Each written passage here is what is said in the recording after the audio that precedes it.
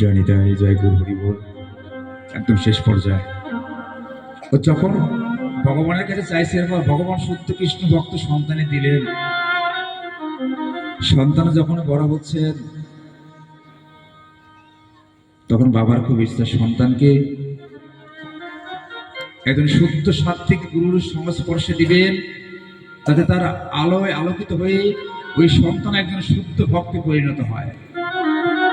পৃথিবীতে একবার জন্ম দেয় আমাদের পিতৃদেব মাতৃদেবী, জীবের দ্বিতীয় জন্ম হয় তার দীক্ষার ঘরে গিয়ে। দেখবেন দীক্ষা আসতে হলে গুরুদেব নাম চেঞ্জ করে দেন, যেটা আমার ক্ষেত্রে হয়েছে, আপনাদের অনেকের ক্ষেত্রে হয়েছে, নামটা পর্যন্ত চেঞ্জ করে দেন।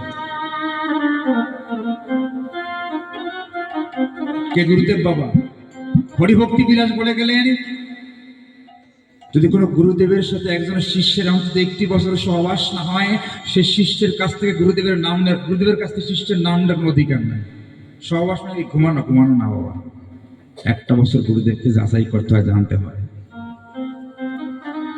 কি জানবেন গুরুদেবের কাছ থেকে?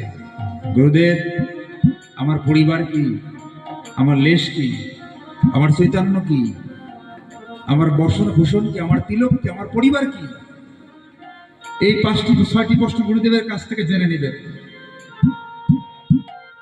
একজন শিষ্য পার হওয়া পর্যন্ত একজন গুরুদেব ভব নদী পার হতে পারবেন না।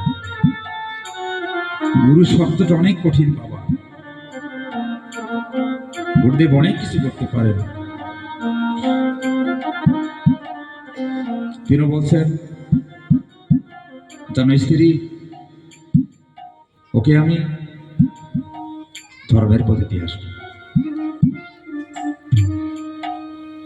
স্ত্রী বললেন, ধর্মের পথে তো অনেক ত্যাগ, পারবে ত্যাগ করতে? সন্তানকে বলছে, কৃষ্ণ পথের মতো বড় ত্যাগ পৃথিবীতে কোথাও নাই, আর এই পথের মতো শান্তির প্রাপ্ত জীবের জীবনে আর কিছু নাই।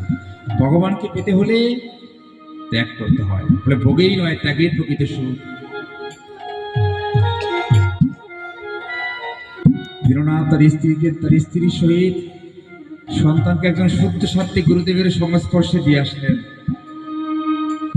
দিয়ে এসে গুরুদেবকে বললেন, গুরুদেব আমি সংক্ষেপে বলছি, মা আমার এই সন্তানের জীবন শুধু দুঃখ করেছেন, কষ্ট করেছেন, কখনো কোনোদিন সুখ পান নাই। গুরুদেব আজ থেকে আমার সন্তানকে আপনার চরণে, শ্রীপাদ শ্রীর চরণে সঁপে দিয়ে গেলাম। আজ থেকে ওর সমস্ত সুখ, সমস্ত দুঃখ, সমস্ত কষ্ট বেদনা আপনার, ওর বলতে ও আর কিছু রইল না। তবে আপনার কাছে আমার একটা বিধান বলছি, আবেদন কি জানেন গুরুদেব? শুনেছি বৃন্দাবনে গেলে ভগবানকে দর্শন করা যায়, আপনি কৃপা করে আমার সন্তানের জীবদ্দশায় একটিবার ওকে বৃন্দাবনে নিয়ে যাবেন। আর সন্তানকে বলে গেলেন, বাবারে পিতামাতা হিসেবে তোর কাছে আমার কিছু চাওয়া নেই, শুধু একটা জিনিস চাওয়াকে জানিস, যদি সুযোগ হয়, সম্ভব হয়, তোর ভক্তির জোর দিয়ে একদিন আমাদের মৃত্যুর পূর্বে শ্রী রাধা গোবিন্দের যুগল মূর্তি আমাদেরকে একদিন দর্শন করাবে। পাওয়া যায়? করুন বাবা, কত শুদ্ধ সাত্বিক চাওয়া সন্তানের কাছে মা চেয়েছে। জয় নিতাই। সন্তান বলছেন, মাগো জীবন দিয়ে হলো আমি তোমাদের সে আশাটা পূরণ করব। এটাই তো প্রকৃত সন্তান। সন্তান চলে গেলেন গুরুদেবের আশ্রমে। একটা মাত্র সন্তানকে বিদায় দিয়ে পিতৃদেব মাতৃদেবী চলে এসেছে। সন্তানের মনে একটাই প্রতীক হয়েছে, বাবা মা বলেছেন একদিন রাধা গোবিন্দের যুগল মূর্তি দর্শন করাতে হবে।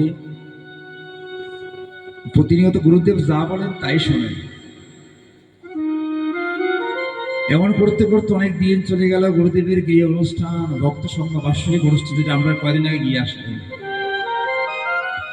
গুরুদেব সমস্ত ভক্তদেরকে ডাকলেন, ডেকে বললেন, আগামী অমুক তারিখে আমার বাড়িতে অনুষ্ঠান, তোমরা কে কি দিয়ে আমাকে সহযোগিতা করবে?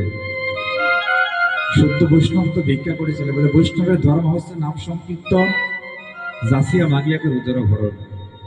আমার বলতে তো আমার কিছু নেই, তোমাদের ভিক্ষার টাকা আমার আশ্রমে চলে, বলে কে কি দিবে আমাকে? সমস্ত ভক্তরা সমস্ত কিছু দেওয়া দেওয়ার জন্য রাজি হলেন। কিন্তু বাবা দীননাথ এমন একজন ভক্ত, ও সবার পিছনে গিয়ে কাঁদছেন। গুরুদেব বলছে, কাঁদছিস কেন? তিনি তো ছেলেকে বলছে, কাঁদছিস কেন দুপুরাম? গুরুদেব, এই পৃথিবীতে যদি দেহটা ভক্তের সেবায় নিয়োজিত করে না, যদি দেহ রেখে লাভ কি? মনুষ্য দেহ পেলাম, আমি শুনলাম এখানে ভক্ত সেবা হবে, কিন্তু ভক্তের সেবা নিজেকে নিয়োজিত করতে পারলাম না। এই সামর্থ্য ভগবান আমাকে দেয় নাই।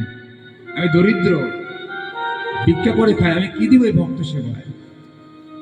তবে আমাকে আপনি অভিশাপ দিন, আমি যেন মরে যাই। পাওয়া যায় গুরুদেবের মায়া হলো। কেউ বলেছে তোর দেওয়ার মতো কিছু নাই।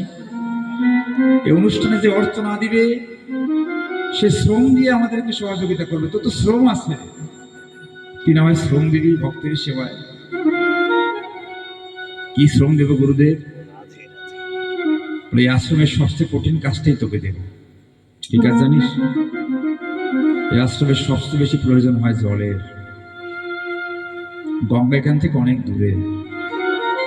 তোকে ছোট্ট একটা মাটির কলস দিব, তুই মাটির